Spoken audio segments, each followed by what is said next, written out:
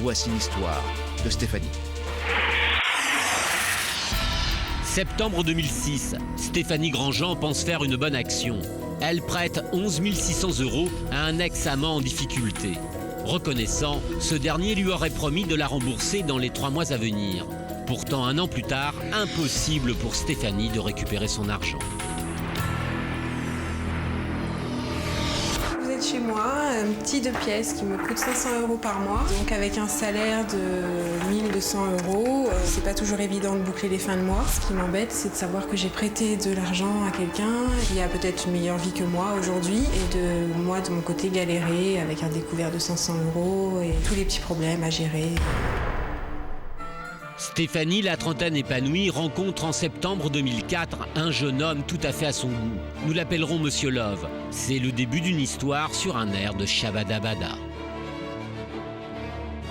J'avais l'impression de le connaître déjà depuis longtemps en fait, alors qu'on venait juste de faire connaissance. Peut-être que c'est parce que j'étais aussi dans l'attente de rencontrer quelqu'un, donc ça a peut-être favorisé la relation.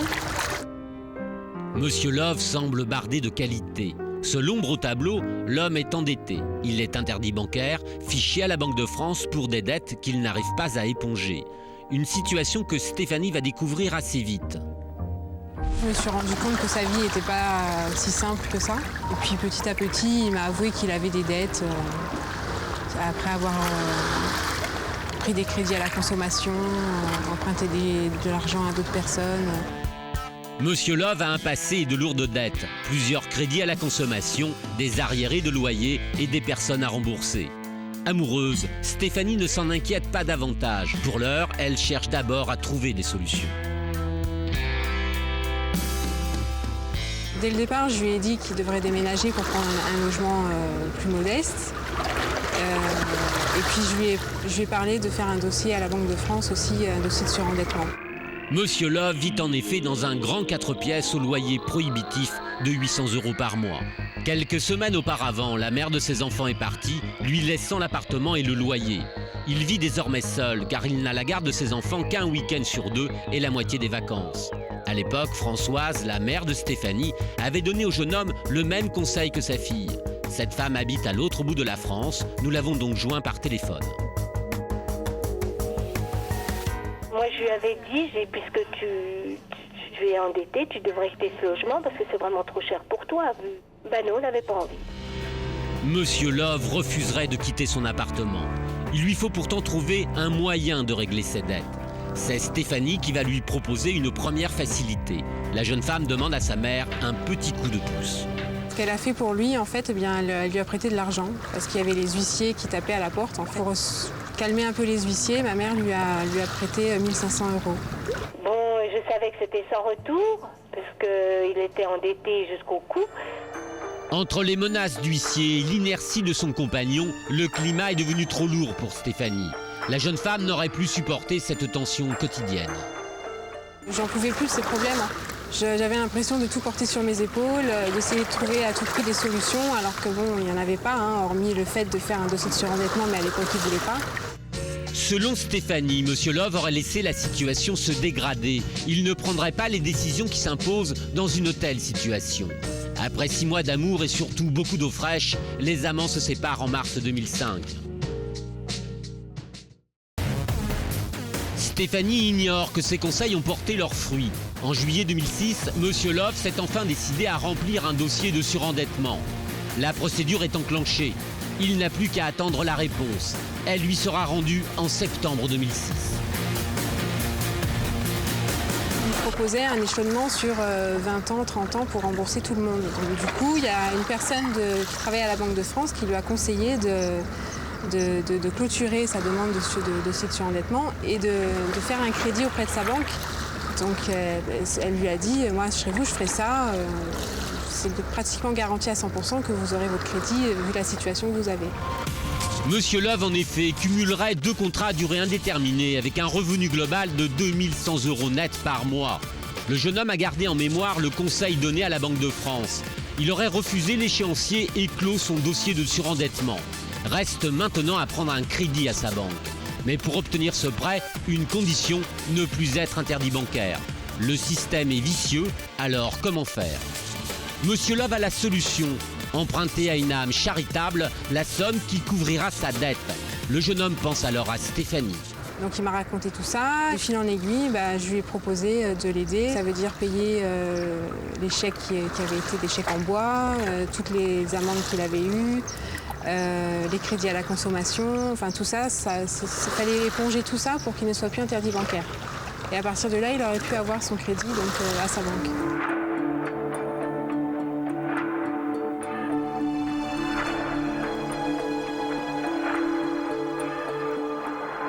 J'ai envoyé les chèques directement aux organismes. Pour son loyer, pour 2 crédits à la consommation, j'ai envoyé les chèques. Stéphanie a ainsi prêté plus de 11 600 € à son ex-petite amie courant septembre 2006.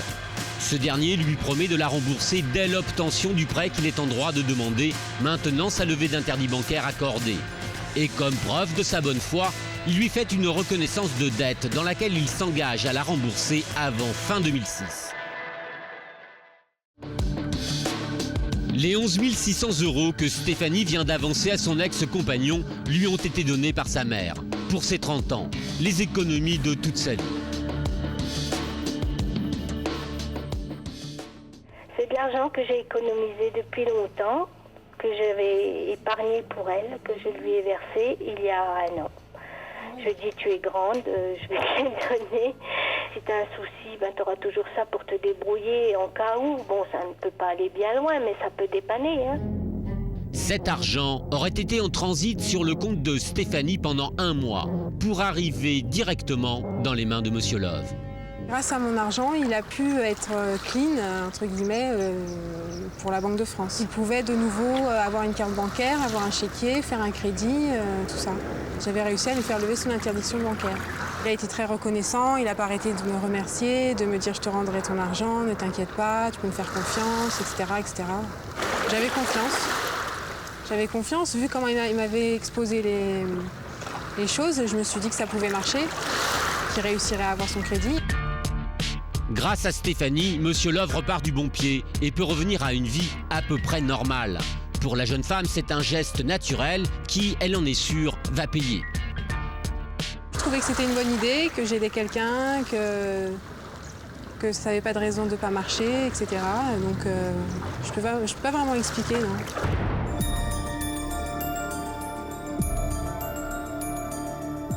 Nous sommes le 21 septembre 2007. Normalement, il aurait dû me rembourser fin 2006. Monsieur Love chercherait-il à gagner du temps? Selon Stéphanie, commence alors la longue litanie des excuses, jusqu'au jour où elle apprend une bien mauvaise nouvelle. Finalement, la banque ne lui a pas accordé son crédit parce qu'il avait un loyer qui était trop élevé. Un crédit refusé à cause d'un loyer dispendieux.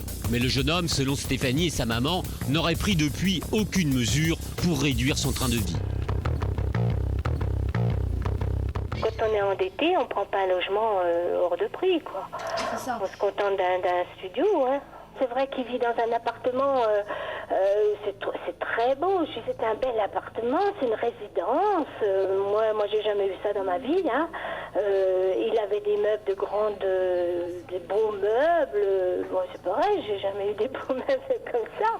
C'est des meubles en imitation marbre ou du marbre véritable, j'en sais rien. Mais... Stéphanie a d'ailleurs caché à sa mère ce lourd secret pendant 1 an. La veille de notre tournage, elle trouve enfin le courage de lui révéler l'étendue des dégâts. La jeune femme se sent terriblement coupable. Encouragée par notre présence, Stéphanie décide d'aller affronter son ex. Elle n'a que trop attendu, leur conversation est filmée en caméra cachée. Et là, je te dis, le plus important, c'est les impôts qu'on prend. Non, t'as toujours une excuse de toute façon. Qu'est-ce que tu comptes faire pour le crédit ? Tu veux toujours l'obtenir ou pas ? J'espère obtenir. Ah ouais, et tu vas faire quoi pour ? Je dis, j'espère obtenir. Comment ? C'est un collègue à moi qui est dans une banque, et il va me faire passer le dossier, il va passer le crédit. Ouais, c'est encore des combines quoi. Mais il n'y a rien de sûr en fait. Laisse tomber, je vais te rembourser. Mais ça fait 1 an que tu me dis ça ? J'ai fait une petite magouille là. Mais c'est pas en faisant des magouilles d'un côté pour réparer ce que tu as fait de l'autre que ta situation va En s'améliorer. fait, c'est- Parce que moi, je suis dans une situation difficile, là, quand même. Tu vois? Tu te rends compte quand même que tu vis mieux que moi en ce moment? Non, Alors, qu'est-ce que tu fais de ton argent? c'est pas tes soucis. Hein? C'est pas tes soucis. Le souci, c'est que je suis à découvert de 500 €. Il y a la taxe d'habitation qui va arriver et je sais pas comment je vais faire pour la payer. Voilà, ce genre de choses. L'homme semble écouter avec très peu d'intérêt les difficultés de Stéphanie. La jeune femme, quant à elle, n'est guère avancée sur les réelles intentions de son ex. Elle se sent démunie, victime de sa trop grande générosité. En fait, pour tout vous dire, je suis plus en colère contre moi que contre lui. Pour lui avoir prêté cet argent, pour avoir fait cette bêtise au départ. Donc je m'en veux plus à moi finalement qu'à lui. Moi, ce que je voudrais, c'est qu'il déménage tout simplement pour pouvoir obtenir ce fameux crédit, c'est tout. Peut-être que c'est à ce niveau-là que je lui en veux le plus en fait. C'est d'avoir l'impression qu'il vit mieux que moi. Ça m'embête, sachant qu'il me doit énormément d'argent. En s'écoutant dans le reportage, Stéphanie réalise qu'elle a été bien naïve et qu'elle doit faire face à une situation financière dramatique. Elle en dresse un tableau assez précis. J'ai un découvert de 500 €, je vis seule, j'ai un petit revenu. Donc oui, c'est pas évident tous les jours. Je m'en veux, comme je le dis dans le reportage, je m'en veux plus à moi qu'à lui, en fait. Parce que c'est vraiment une erreur, une bêtise que j'aurais dû éviter. Parce que, voilà. Et donc en fait, je me sens vraiment coupable. Et si jamais ça ne marche pas, je vais être obligée de prendre un avocat et d'entamer une procédure. Mais il y a plus grave. Stéphanie a caché la vérité à sa mère en lui empruntant de l'argent pour le reverser à son ex-petite amie. Je crois qu'en fait, c'est ça le plus difficile, c'est de savoir qu'elle a économisé cet argent pour moi et moi, comme une imbécile, je l'ai donné à quelqu'un. Donc, bon, c'est une leçon. Il faut voir le côté positif des choses, c'est que quand on fait une erreur, on essaie de ne pas la reproduire. Voilà. Bernard Sabat, qui connaît bien le dossier de Stéphanie, veut plaider pour la défense de notre jeune témoin. Je crois qu'elle est profondément touchée.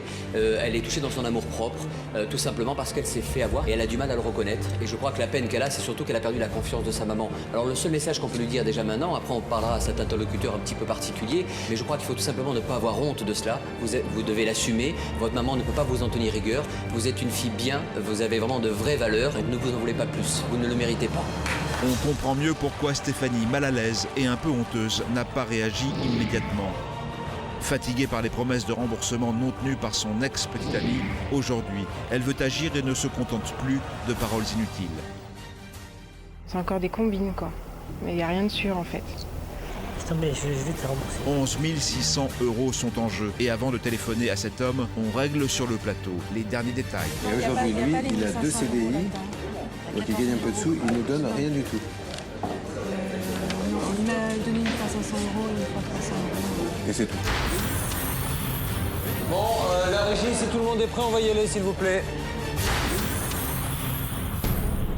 Nous allons donner la parole à Sophie Rabillet, notre journaliste qui est d'ores et déjà hors duplex. Sophie, bonjour. Bonjour Julien, bonjour à tous. Sophie, rappelons quand même à nos téléspectateurs, donc aujourd'hui, ce monsieur travaille. Oui, ce monsieur travaille, il aurait 2 employeurs, il cumulerait 2 emplois. D'accord, et on a une petite idée de ce que pourraient être ses revenus ? Oui, on sait, approximativement, on pense qu'il toucherait 2100 € net par mois. D'accord. Donc c'est vraiment qu'aujourd'hui, il va falloir sortir les crocs. Là où vous ne l'avez pas fait, j'espère qu'on y parviendra, qu'on arrivera à le convaincre qu'effectivement, vous êtes une priorité cette fois-ci. Il gagne de l'argent, il peut payer. Mais nous pensons que dans l'esprit de cet homme, la dette de Stéphanie n'est pas une priorité. Il s'agit pourtant de son ex-petite amie qui lui a fait confiance en lui prêtant de l'argent, 11 600 €. Allô ? Julien Courbet à l'appareil, l'émission sans aucun doute sur TF1. Ouais, c'est ça. Non, c'est pas une blague, monsieur. Je suis aux côtés de Stéphanie Grandjean. Ouais, c'est ça. Sur le plateau de... C'est pas une blague, monsieur, encore une fois. Si c'était une blague, avouez qu'elle est pas très drôle. Voilà, on essaie simplement, dans le cadre de la préparation et de l'enregistrement de cette émission sans aucun doute, de comprendre la situation de Stéphanie, de voir comment on peut l'aider. Est-ce que ça vous étonne? Non. non. Est-ce que vous pensez qu'il pense que c'est une blague? C'est possible. Bon, alors réessayons. Apparemment, ce monsieur pense que c'est une blague, mais il n'a raccroché que quand j'ai commencé à donner votre nom. Auparavant, il disait que c'était une blague, mais en général, quand c'est une blague, on reste toujours pour essayer de savoir qui l'a fait, mais on raccroche pas tout de suite comme ça. Réessayons maintenant. Il faut que notre interlocuteur prenne notre coup de téléphone au sérieux. Il y va du bon déroulement de cette affaire.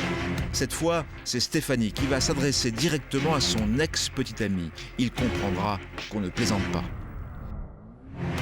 Allô? Oui, c'est Stéphanie. Ouais.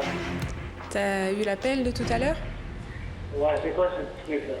Bah, je suis sur le plateau de l'émission Sans aucun doute. Cette fois, le doute n'est plus permis. Cet homme ne veut pas nous parler. Ça commence mal pour Stéphanie. Nous sommes loin du remboursement de ces 11 600 €. Comment faire pour amener ce monsieur à dialoguer avec nous? Alors là, je pense qu'en ce moment, il est chez lui. Comme il a eu plusieurs travail, ce serait peut-être le moment D'envoyer Sophie d'aller le voir. D'accord, ok. Et voir si on peut retrouver cette personne. Chez lui, et deux, on peut l'avoir au travail. Oui, c'est ça. On essaie d'abord là-bas. Ok. Voilà, moi, je pense que c'est Et essayer de voir si on peut retrouver cette personne. Bien. Sophie, est-ce qu'on peut me commuter Sophie? Julien? Oui. Je peux me tromper, mais il y a quelqu'un à la fenêtre, une jeune femme qui regarde notre évolution et elle est au téléphone, donc je me demande si c'est pas peut-être une nouvelle compagne de ce monsieur. Je ne peux pas vous assurer que c'est la fête. C'est fort probable. Quoi qu'il en soit, maintenant il faut aller sonner et tout simplement demander à ce monsieur qu'il puisse nous donner sa version des faits pour pouvoir avancer dans ce dossier, quoi. Ouais, bien refermer les fenêtres, je pense que ça doit être sa compagne. Bon, quoi qu'il en soit, Sophie, à un moment donné, il doit sortir pour aller à son travail, donc ça vaut... Donc là, on est devant la porte, il y a personne. Ouais. Oui, bonjour, vous êtes la compagne de monsieur... Est-ce que je peux vous parler un petit moment? Vous pouvez descendre? D'accord, merci. Oui, alors, visiblement, c'est sa compagne, elle va peut-être descendre, on va attendre une petite minute. Oui, vous êtes... Excusez-moi, je suis Sophie Rabillier, je suis journaliste pour l'émission Sans aucun doute. Nous sommes venus vous rencontrer juste pour avoir un dialogue simplement avec vous et pour savoir comment vous pouvez trouver une solution ensemble. Merci monsieur. Julien Descend. Parfait. Bonjour monsieur, pardonnez-nous de vous déranger. Sophie Rabillier. Je suis en ligne en fait avec le plateau et Julien Courbet et Stéphanie en effet sur le plateau. On n'était pas là pour vous ennuyer, mais on aurait eu besoin d'avoir votre avis sur la question. Est-ce que je peux vous passer Julien qui est là? C'est pas une blague. Donc il aimerait avoir un dialogue avec lui, avec vous. Je vous le passe? Je vous passe Julien. Allô? Oui, bonjour monsieur. Pardonnez-nous de vous déranger, monsieur. Nous essayons simplement, nous ne sommes pas là pour vous embêter, mais déjà pour aider Stéphanie qui est là, et deux, pour comprendre la situation et ne pas dire de bêtises. Donc, simplement, monsieur, je voulais savoir, parce qu'elle pourrait aussi, elle, me dire des choses qui ne sont pas vraies, est-ce que vous devez de l'argent à Stéphanie? Oui, sans aucun souci. Bon. Voilà, aujourd'hui elle est dans une situation financière un petit peu précaire, donc je vais vous la passer. Essayons de voir ce qu'il est possible de faire pour l'aider avant que pour elle ça devienne catastrophique. Donc Stéphanie. Oui, donc pour la énième fois, je te pose la question, quand est-ce que tu comptes me rembourser? Le plus tôt possible. Ça veut dire quand? Je sais pas, quand ma situation s'arrête. Alors justement, monsieur, concernant votre situation, bon, vous avez, je sais, des revenus puisque vous avez 2 emplois. Est-ce que vous avez d'autres personnes à rembourser? Oui. Est-ce que vous avez combien de remboursements par mois pour ces 2 personnes, pour les autres personnes? C'est un peu mes affaires, ça, non? C'est vos affaires, mais c'est les siennes aussi. Il faut qu'on essaie de voir comment on peut l'aider. Mais je sais pas, ça c'est mon problème. Mais qu'est-ce que le truc d'arrangement, c'est quoi là? Le truc, c'est quoi? Le truc, c'est que cette jeune femme, elle a besoin de sous. Moi, un truc que je veux savoir, c'est est-ce que cette émission va passer à la télé? Ça, oui, monsieur. Sinon, il n'y a pas de grand intérêt de faire une émission de télé et de ne pas la diffuser. Évidemment que ça va passer. Et où est le problème? Et le problème, c'est que je veux pas. Monsieur. Je suis en train de me remettre en couple, je veux pas que ça passe à la Oui, télé. mais monsieur, je suis désolé. Ça, c'est bien d'essayer de se remettre en route, mais vous lui devez une explication. Si on en arrive là, c'est parce que, monsieur, c'est pas pour vous embêter. Si on en est là aujourd'hui, c'est parce qu'elle est plumée. Parce qu'elle vous a prêté des sous et que vous lui donnez pas de nouvelles. Arrêtez de me suivre. Mais monsieur, je suis obligée de vous suivre. J'ai besoin d'avoir le téléphone près de la main. Non, ne me suivez pas, c'est bon. Lâchez-moi un peu, là. Vous avez mon téléphone, monsieur? Est-ce que vous vous rendez compte que vous payez quand même 850 € de loyer en province? Parce que c'est important de dire qu'on est en province, parce que les loyers sont quand même beaucoup moins chers qu'à Paris. C'est donc un gros loyer. Et que pendant ce temps-là, il y a une femme qui est en train de faire banqueroute. Enfin, à un moment donné, il y a peut-être des efforts à faire d'une manière ou d'une autre. Vous avez une voiture? Oui, j'ai une voiture. Voilà. Le truc, c'est quoi? Mais le truc, monsieur, arrêtez de me demander ce que c'est le truc. Le truc, c'est de la rembourser. C'est pas de composer une chanson. C'est la rembourser. Elle a besoin de sous. Elle a plus rien. Elle va vous le dire. C'est pas moi. C'est elle, Stéphanie. Donc voilà, j'étais obligée de le dire à ma mère, de venir dans une émission de télévision pour essayer de récupérer mon argent. Donc c'est que vraiment, je suis vraiment dans une mauvaise phase, quoi. Nos avocats qui sont restés silencieux jusqu'à maintenant veulent intervenir. Gérard Michel revient sur le fait que l'homme, avant Stéphanie, a déjà emprunté de l'argent à une précédente femme.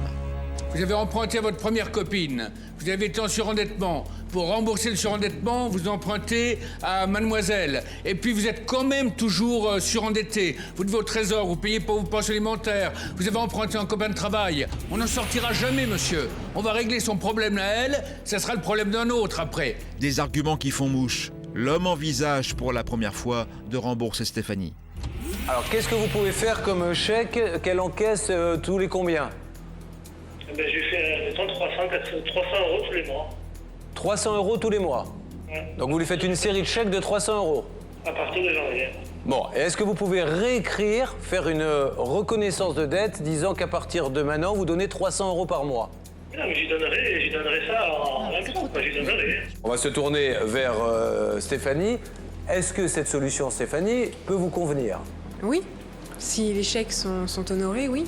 J'irai chez elle, moi. Ne vous inquiétez pas, je sais toujours où elle est. Non, parce qu'il faut que ça soit réglé aujourd'hui, monsieur, parce que sinon on a des coups. Aujourd'hui, ne vous inquiétez pas. Alors pourquoi vous ne donnez pas les chèques à la journaliste? Je lui donnerai un même propre. D'accord, mais il y aura la journaliste, hein, de toute façon, monsieur.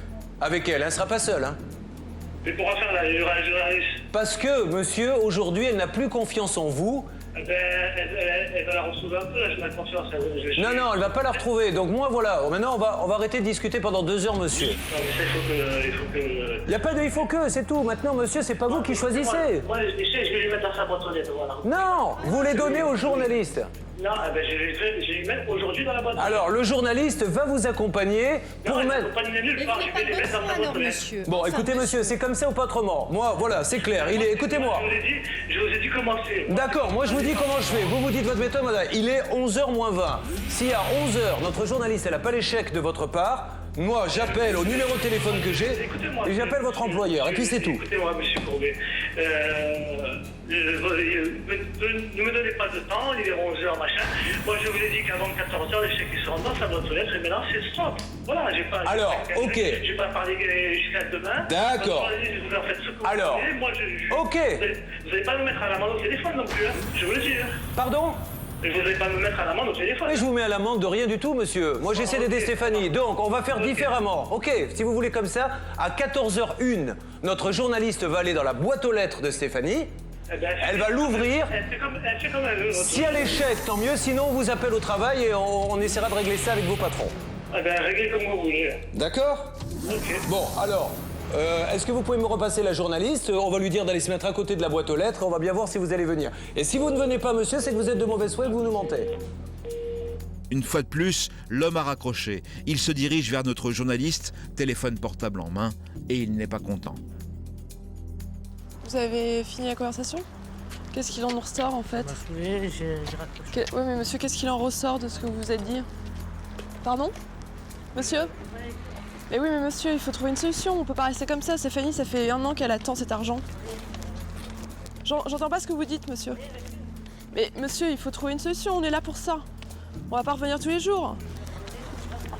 Je n'entends rien de ce que vous me dites, monsieur. Sur place, la tension est montée de plusieurs crans. Notre journaliste n'est plus du tout certaine de récupérer les chèques comme convenu. L'homme s'est muré dans le silence et dans le refus. Sur le plateau, les avocats envisagent plusieurs possibilités. Il n'est plus en surendettement. Donc même s'il doit de l'argent aux impôts, il peut l'emprunter en plus de ce qu'il doit. Il n'a aucun problème pour faire un prêt. La banque l'a refusé. Il était dans une banque qui lui a refusé. Reste à Bernard Sabat de tenter de renouer le dialogue au téléphone car l'homme ne répond plus. Les minutes passent, il revient en plateau. Quelles sont les nouvelles ? Nous avons également Sophie Rabillet qui est en duplex. Nous allons lui donner la parole dans quelques instants. Bernard. Il était extrêmement tendu. Nous lui avons fait des propositions que je lui ai résumées, que vous lui avez évoquées sur le plateau. Nous avons essayé d'aller un petit peu plus loin. Ce que je propose, c'est qu'on voit avec Sophie Rabillet, notre journaliste, ce qu'elle a obtenu maintenant. Alors, Sophie, m'entend-elle ? Oui, Julien, je vous entends très bien. Alors effectivement, nous avons eu la possibilité de récupérer les chèques. Donc j'ai dans les mains à l'instant les 11 chèques, c'est-à-dire le premier chèque qui pourra être déposé immédiatement et 10 chèques qui seront donc échelonnés comme avait été convenu avec Bernard Sabat. Alors pour le reste, la conversation s'est faite en 2 minutes à peine parce que le monsieur ne voulait absolument pas nous parler. J'ai évoqué la réunion qu'il devait avoir avec un notaire et Stéphanie. Et il est parti, il a claqué les talons et il m'a tourné le dos. Donc c'était difficile d'avoir plus d'informations sur la possibilité d'avoir ce rendez-vous avec lui. Sophie, il y a eu donc 11 chèques qui ont été faits qu'elle pourra encaisser chaque mois. Mais est-ce qu'il y a eu, Bernard, vous aviez demandé un premier versement ? Oui, j'ai demandé tout simplement qu'il confirme à Stéphanie qu'il voulait renouer de cette confiance qui lui manquait. Il a promis donc de faire un chèque de 300 €. Ce chèque sera encaissable le 1er novembre. Donc ça déjà, c'est une bonne nouvelle aussi. Bon. Alors, qu'est-ce que vous en pensez de tout ça ? C'est bien, ça avance. Hein, je crois que là, oui. En plus, c'est pas tellement son intérêt de vous faire des chèques en bois parce qu'il se mettrait dans une position très difficile. On aurait aimé, bien sûr, avoir tout d'un coup, mais à un moment donné, c'est vrai qu'il a tellement de dettes que ça nous paraissait difficile. Mais là... Oui, mais je le voyais pas autrement de toute façon. Vous êtes sûr d'avoir au moins une bonne partie de cet argent. Vous êtes rassuré ? Oui. Vraiment ? Oui. Vous ferez attention à l'avenir ? Promis. Bon. Stéphanie est heureuse, elle a récupéré une partie de l'argent qu'on lui devait. Pour le reste, nous suivons l'affaire à ses côtés. Merci. Nous avons fait confiance. Merci à vous. Regagner aussi la confiance de votre maman, c'est important. Continuez dans ce chemin. À bientôt, Stéphanie. Bon courage. Merci à vous.